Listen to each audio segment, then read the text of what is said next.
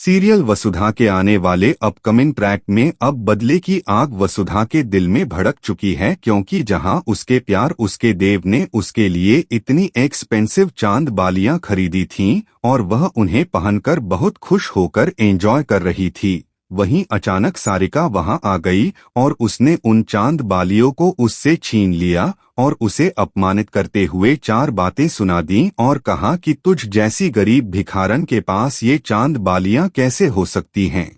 और इस घटना से बेचारी वसुधा का दिल टूट गया और वह बहुत परेशान हो गई, उसका चेहरा एकदम उतर गया,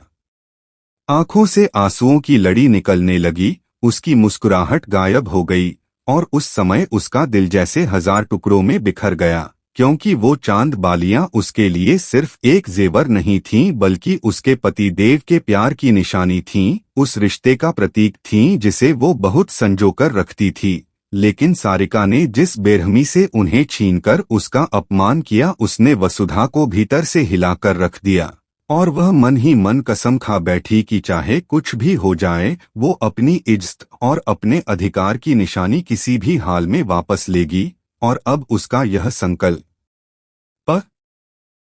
ही उसके जीवन का सबसे बड़ा उद्देश्य बनने वाला था।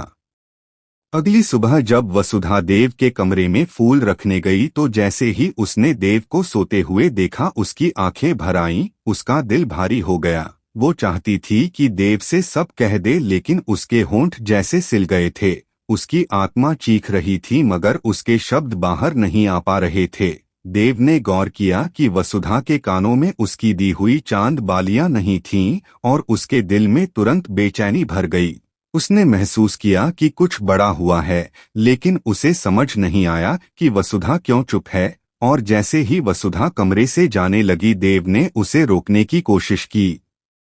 उसकी आंखों में सवाल थे, उसके चेहरे पर चिंता थी, लेकिन वसुधा बिना कुछ कहे रोती हुई किचन की तरफ चली गई और देव को कुछ नहीं बताया।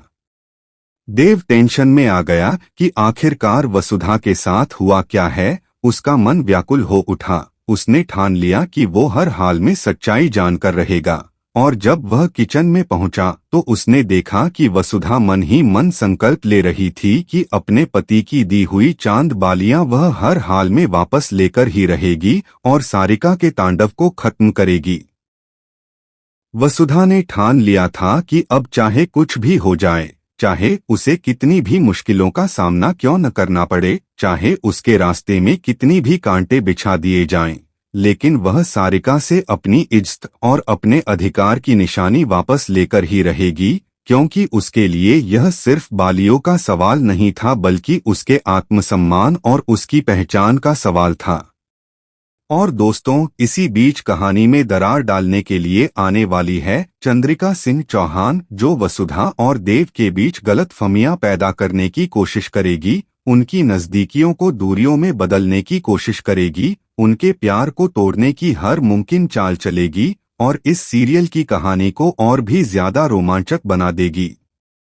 चंद्रिका अपने स्वभाव के अनुसार पहले तो मीठी मीठी बातें करके वसुधा का विश्वास जीतने की कोशिश करेगी, लेकिन धीरे धीरे उसकी चालें सामने आएंगी। वह देव के कानों में जहर घोलने की कोशिश करेगी, कभी कहेगी कि वसुधा उसके साथ ईमानदार नहीं है, कभी ये साबित करने की कोशिश करेगी कि वसुधा ने देव से कुछ छुपाया है, कभी ये माहौल बनाएगी कि देव और वसुधा के बीच भरोसे की दीवार गिर जाए।